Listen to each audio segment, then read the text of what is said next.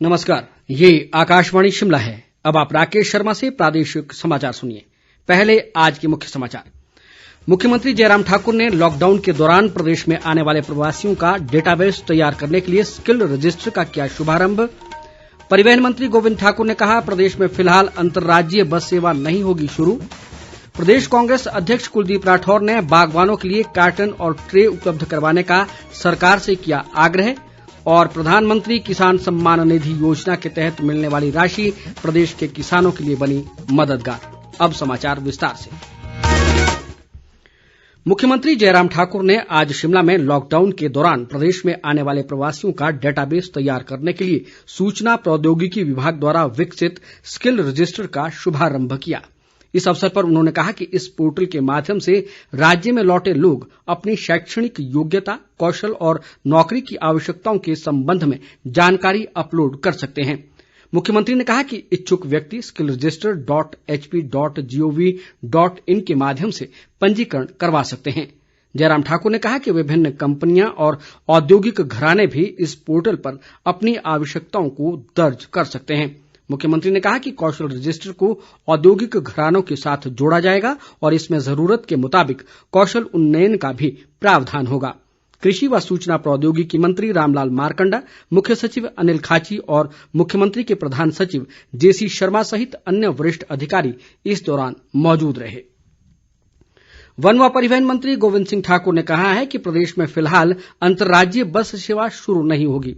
कुल्लू में आज पत्रकारों से बातचीत में उन्होंने कहा कि करीब 2.5 महीने के अंतराल के बाद आज से प्रदेश में बस सेवा आरंभ की गई है।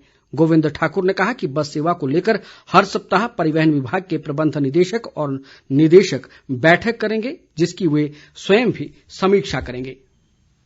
इंटर स्टेट अभी हम आरंभ नहीं करेंगे और अभी हम ये जो जितना भी काम चल रहा है इसको हम लगभग हर हफ्ते के तौर पर इस रिव्यू करते रहेंगे। डायरेक्टर ट्रांसपोर्ट और एमडी एचआरटीसी वीकली इस पर रिव्यू करेंगे और उसके बाद ये कि हर 15 दिन में मैं स्वयं मंत्री होने के नाते रिव्यू करते जाएंगे और कौन कौन सी कमियां हैं, कौन सी चीजों को इसमें और ऐड किया जा सकता है, क्या सावधानियां और करने की आवश्यकता है, इसको हम समय के साथ साथ देखेंगे।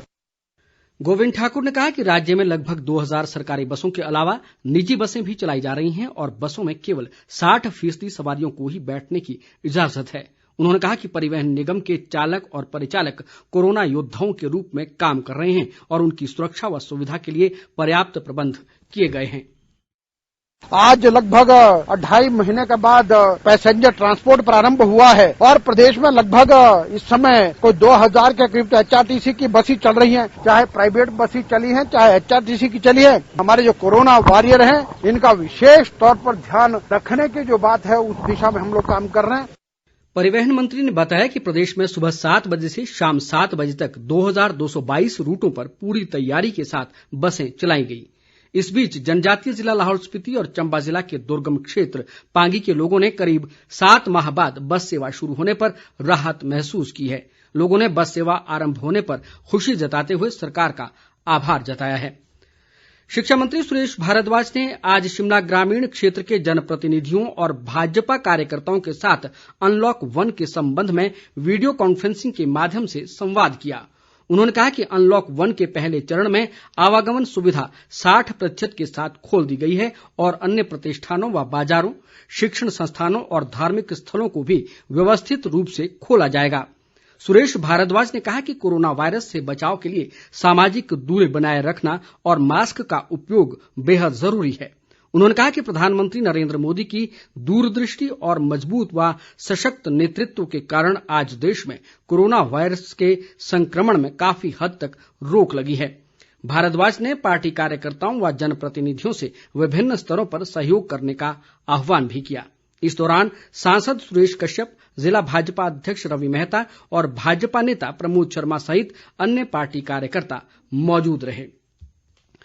उद्योग मंत्री बिक्रम सिंह ठाकुर ने आज जसवां परागपुर विधानसभा क्षेत्र में विभिन्न विकासात्मक कार्यों का निरीक्षण किया। उन्होंने परागपुर में उपमंडल अधिकारियों के साथ समीक्षा बैठक की और अधिकारियों को विकास कार्यों को निर्धारित समय अवधि में पूरा करने के निर्देश दिए। विक्रम ठाकुर ने कहा कि कोरोना महामारी के संकट काल में प्रदेश सरकार ने प्रशासनिक अधिकारियों के सहयोग से अन्य राज्यों की तुलना में बेहतरीन काम किया है। उन्होंने अधिकारियों को विकास कार्यों के दौरान सरकार द्वारा जारी दिशा निर्देशों की अनुपालना सुनिश्चित करने को भी कहा। प्रदेश कांग्रेस अध्यक्ष कुलदीप राठौर ने आगामी सेब सीजन को देखते हुए प्रदेश सरकार से बागवानों के लिए पर्याप्त मात्रा में कार्टन और ट्रे उपलब्ध करवाने का आग्रह किया है। उन्होंने किसानों, बागवानों, आढ़तियों और ट्रांसपोर्टरों को हर संभव सहायता का आश्वासन दिया है। राठौर आज पराला सब्जी मंडी में किसानों, बागवानों और पार्टी कार्यकर्ताओं के साथ बातचीत कर रहे थे। राठौर ने यह भी कहा कि उन्होंने सेब सीजन के दौरान आढ़तियों और लदानियों की संभावित समस्याओं को देखते हुए एचपीएमसी से इसके उचित विपणन की मांग भी सरकार से की है। उन्होंने उम्मीद जताई कि प्रदेश सरकार फसलों के नुकसान का आकलन कर किसानों, बागवानों को जल्द ही आर्थिक सहायता प्रदान करेगी। प्रदेश में कोरोना संक्रमित लोगों की संख्या बढ़कर 336 हो गई है। राज्य में आज अभी तक 7 नए मामले सामने आए हैं। इनमें चंबा से 3, सोलन से 2 और मंडी व हमीरपुर जिला से एक कोरोना संक्रमित शामिल है। चंबा में सामने आए 3 कोरोना संक्रमितों में 1 दिल्ली और 2 तमिलनाडु से वापस लौटे हैं और ये चंबा के बनीखेत में संस्थागत क्वारंटीन सेंटर में रखे गए थे। वहीं सोलन के नालागढ़ से सामने आए दोनों कोरोना संक्रमित हाल ही में कोलकाता से वापस लौटे थे और इन्हें नालागढ़ स्थित संस्थागत क्वारंटीन केंद्र में रखा गया था।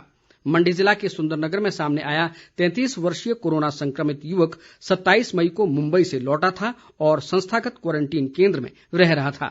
वहीं हमीरपुर में सामने आया 46 वर्षीय कोरोना संक्रमित हाल ही में दिल्ली से लौटा था और वो भी संस्थागत क्वारंटीन केंद्र में था।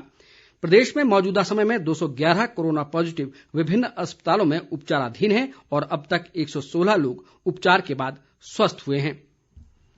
प्रधानमंत्री किसान सम्मान निधि योजना के तहत मिलने वाली राशि प्रदेश के किसानों के लिए मददगार साबित हो रही है। योजना के तहत किसानों के खाते में 2-2 हजार रुपए की राशि डाली जा रही है। ये राशि किसानों को बीज व अन्य कृषि कार्यों के लिए मददगार साबित हो रही है।